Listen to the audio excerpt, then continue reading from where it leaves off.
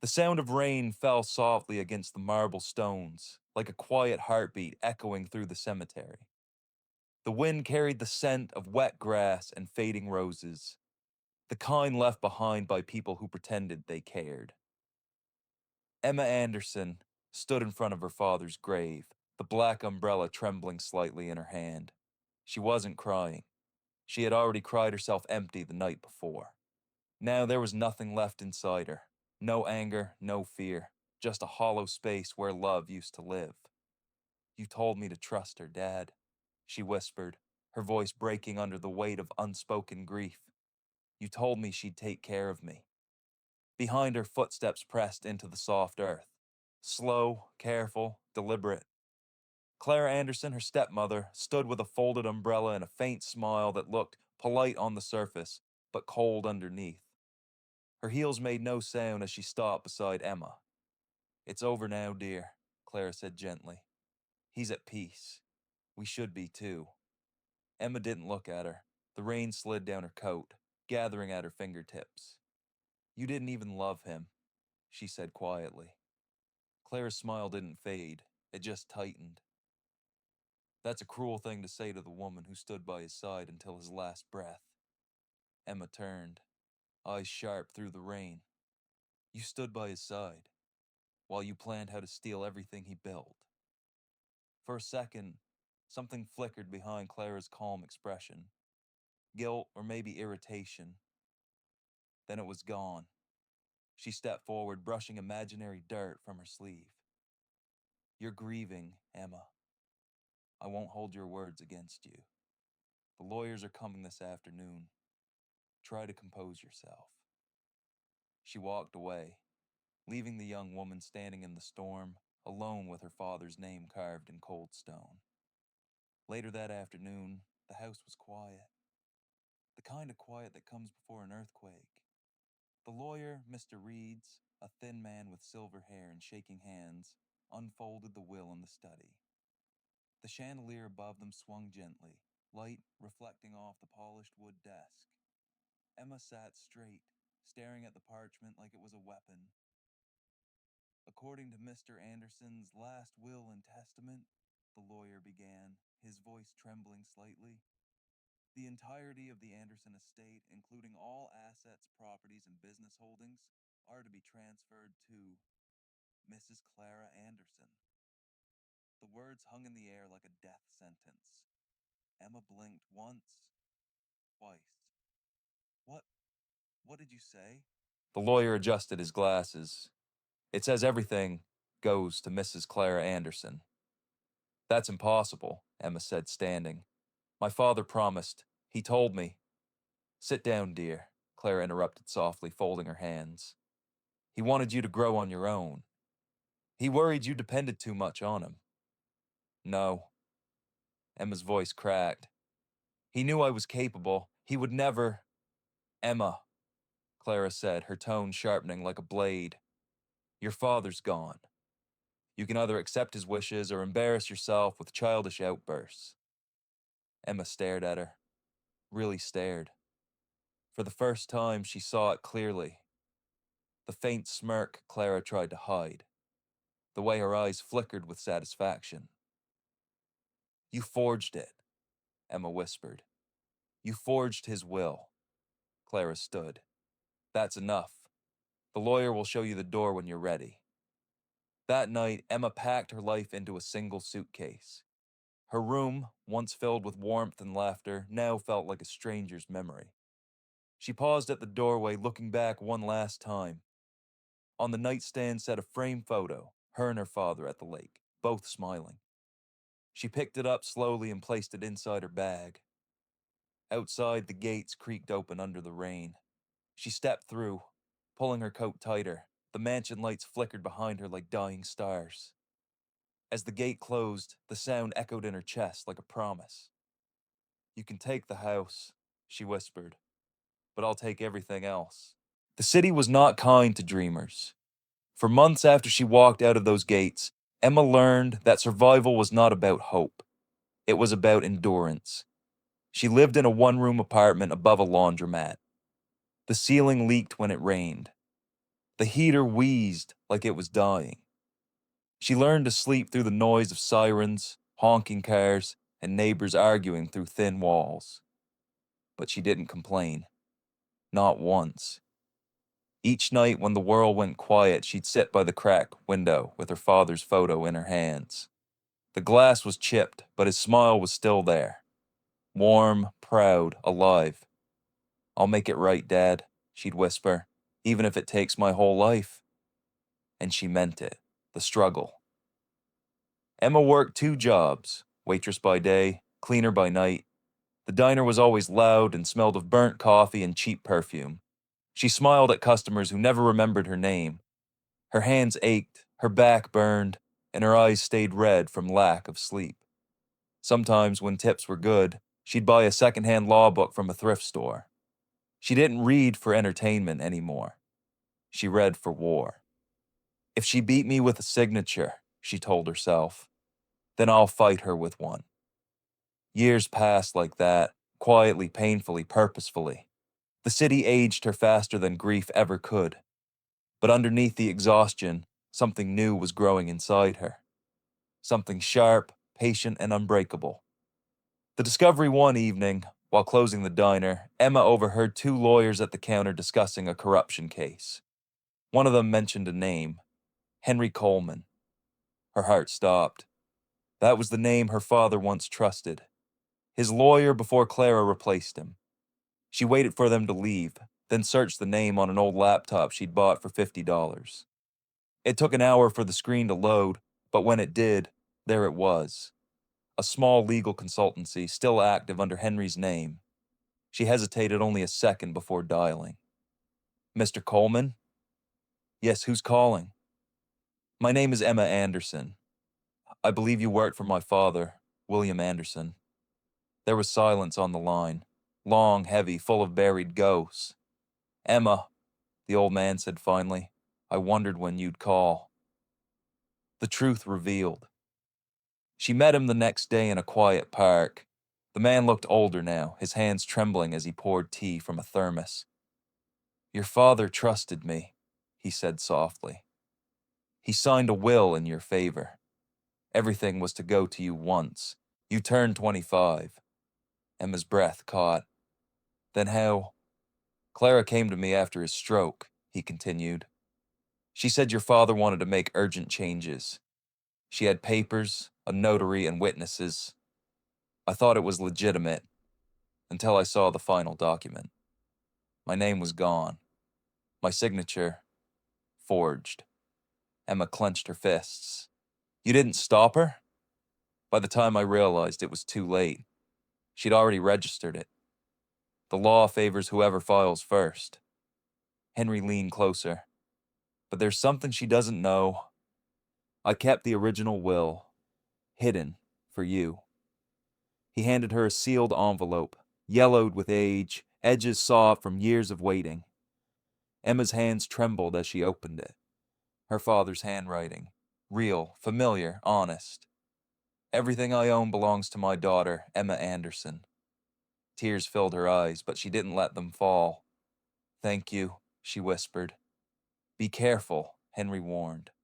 "Claire has powerful friends." She stood, the will pressed to her chest. "So do I now." The transformation. From that day, Emma changed. She stopped being the quiet girl who hid from her pain. She became something else, calm, calculating, unshakable. She studied corporate law in night classes, learned how companies move money through shadows, and how signatures could kill more brutally than bullets. Years passed, and the city no longer recognized her. Her clothes, her voice, her walk, everything had evolved. She became Eleanor White, a name that carried weight, mystery, and control. "If she built an empire on lies," Emma whispered, staring into the mirror, "I'll make her choke on the truth." The return begins. It was 7 years after her father's death when Emma stepped out of the airport terminal, back into the same city that once buried her. But this time she wasn't running, she was hunting.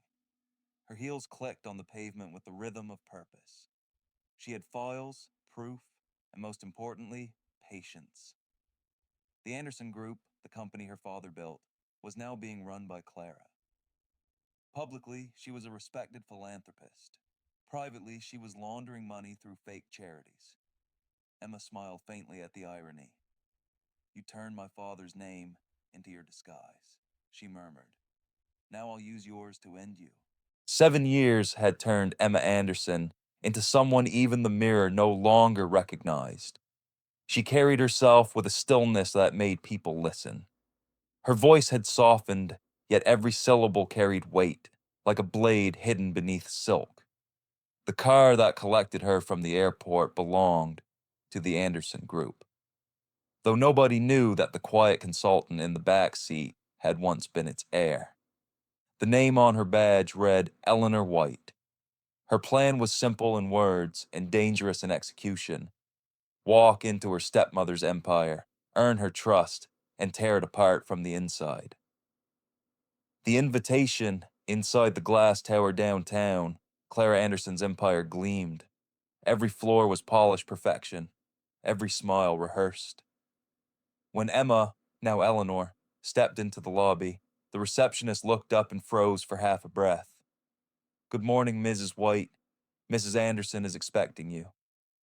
Clara met her on the top floor, framed by a skyline that looked like silver knives. Her hair was whiter now, but her arrogance had aged well. "Ms. White," she said, extending a manicured hand. "I've heard impressive things about your legal background." "I only impress when necessary," Emma replied with a faint smile.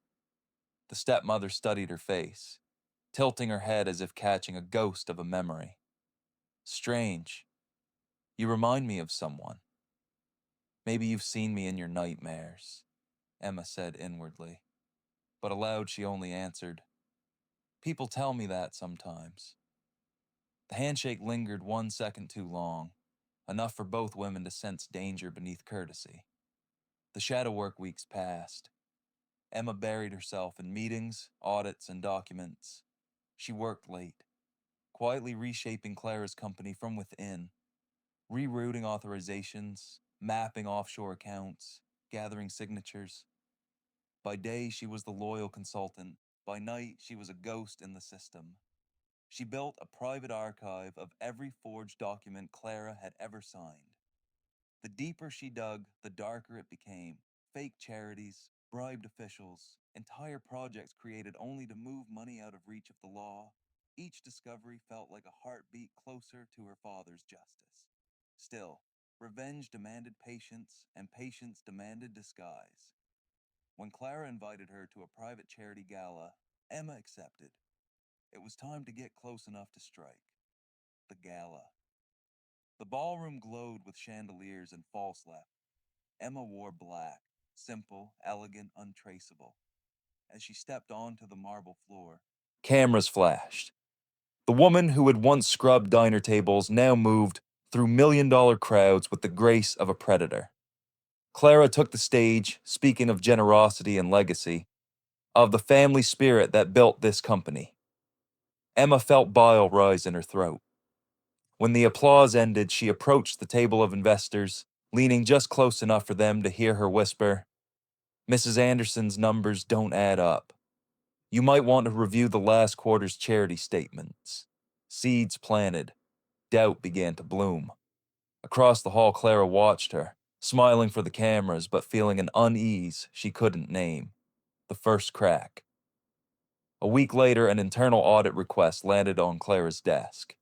Anonymous, precise. Exactly the kind of request that draws blood without leaving fingerprints. "Find out who did this," she ordered her assistant. Emma sat 3 desks away, typing quietly, her reflection faint in the glass wall.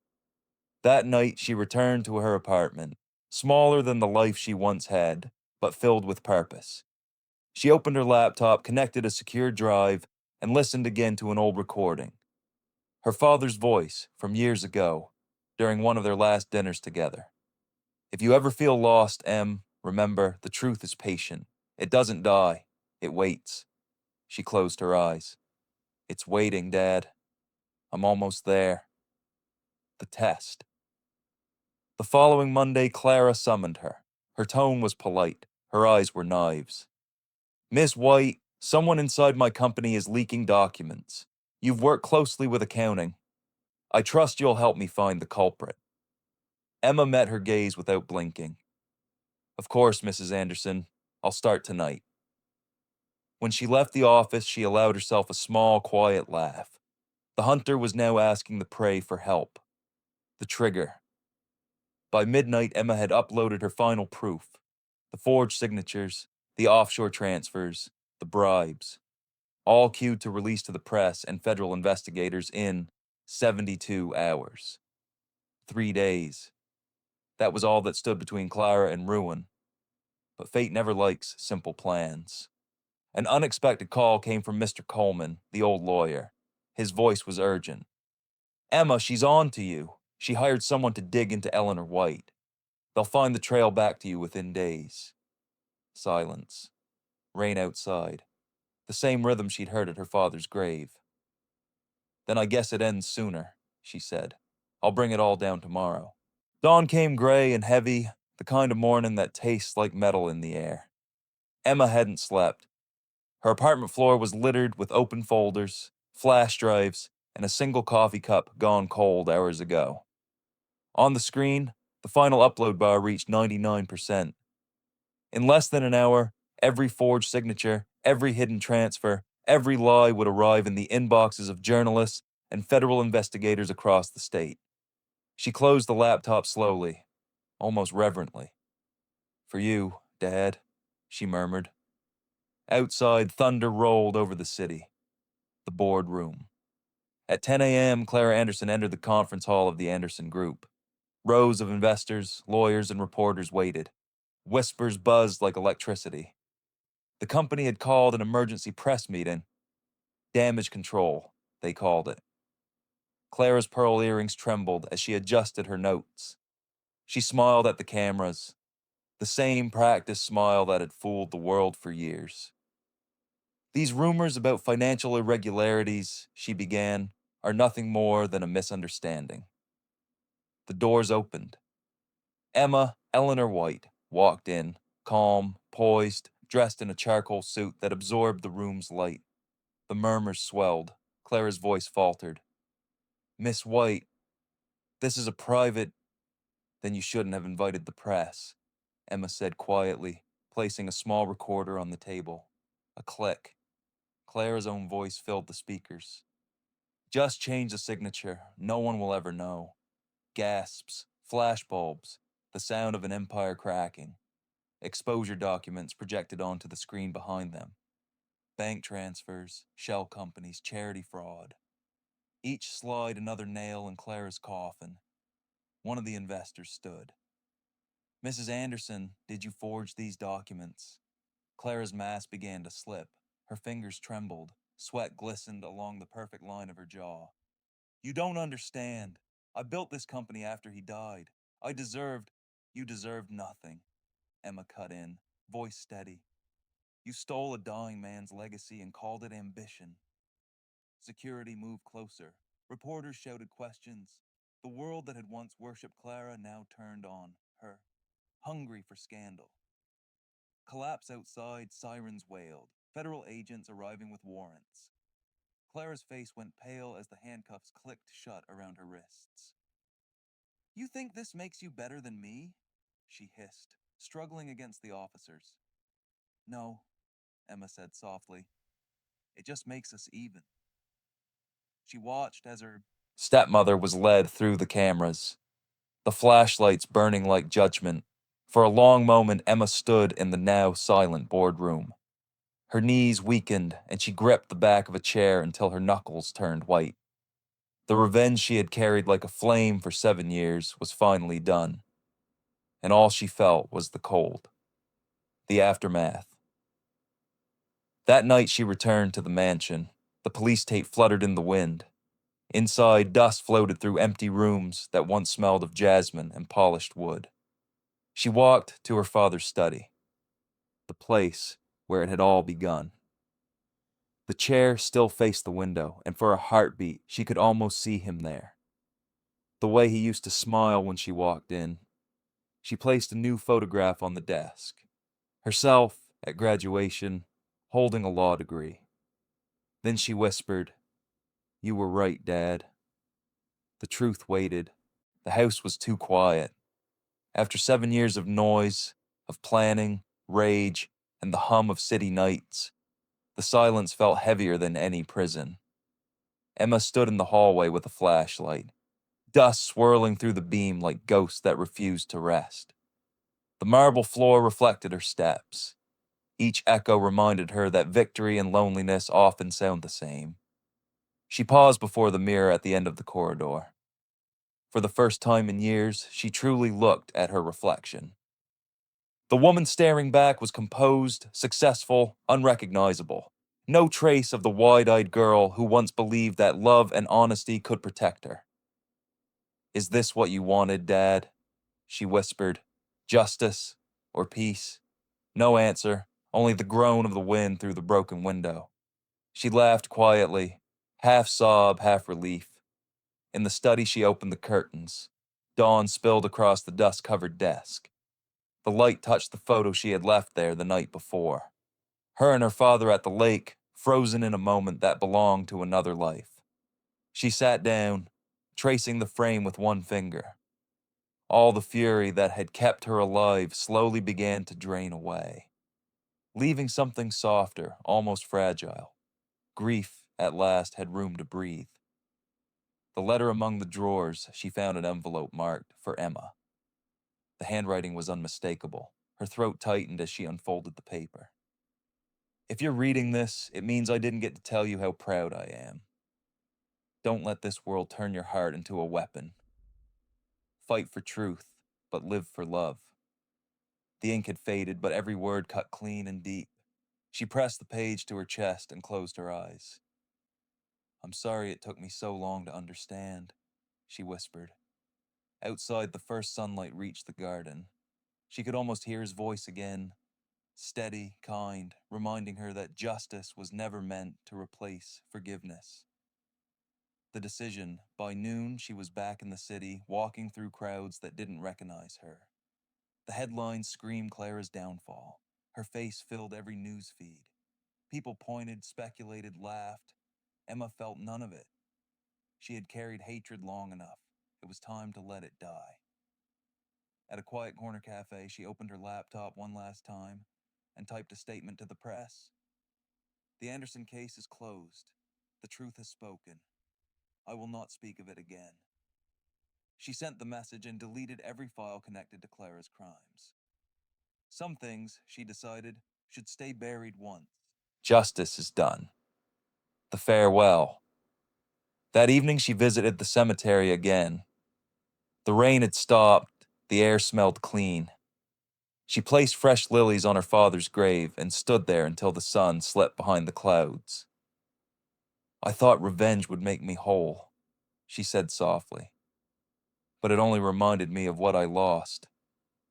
A breeze rustled through the trees, gentle as a hand on her shoulder. She smiled for the first time in years. "Rest easy, Dad. I'm gonna try living now." She turned and walked away, the world opening before her. No longer a battlefield, but a beginning. The camera would linger on the empty gravestone as dusk settled, the screen fading slowly to black. Then the narrator's final line. Weeks passed. The city forgot the headlines, as cities always do. New scandals rose, new faces filled the screens, and the world moved on. But somewhere in a small coastal town 2 hours away, Emma Anderson began again. She rented a modest house near the shore, a quiet place where the sound of waves replaced the echo of boardrooms and betrayal. Every morning she walked the pier with a notebook in her hand, writing not about revenge, but about lessons. Stories of people who lost everything and found themselves again. Stories her father would have wanted her to tell. At night, she kept a single light on by the window the same way he used to. Not as a signal of waiting, but as a promise that even after darkness, someone still chooses to shine. A new purpose. One afternoon, she received a letter from a university law department. They had read her anonymous articles on corporate ethics and invited her to guest lecture. She hesitated at first, then smiled. Maybe this is how I repay the world, she said quietly, by teaching it not to repeat what she did. In the lecture hall weeks later, her voice carried through rows of young faces. She spoke not of revenge or profit, but of integrity, the kind that survives temptation. When the students applauded, she realized the ache in her chest had finally eased. Justice, after all, had turned into something larger than punishment. It had become wisdom. The final visit. Months later, she returned once more to the city, not to the mansion, but to the small cemetery where it all began. The stone was clean, the grass freshly cut. She placed a single white lily and a folded page from her notebook on the grave. You told me truth waits, she whispered. It did, and it found me.